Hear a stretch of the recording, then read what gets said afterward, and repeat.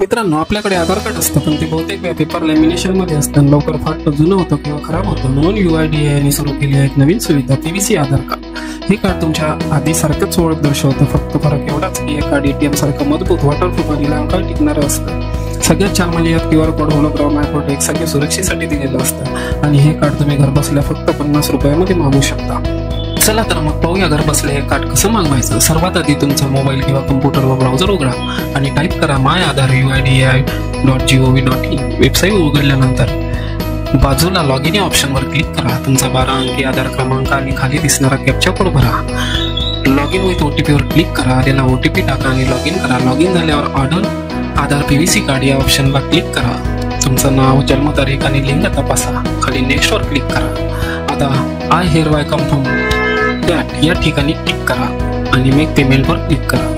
तुम्हाला पेमेंटचे वेगवेगळे ऑप्शन दिसेल, त्यापैकी QR कोड वापरून पेमेंट करा.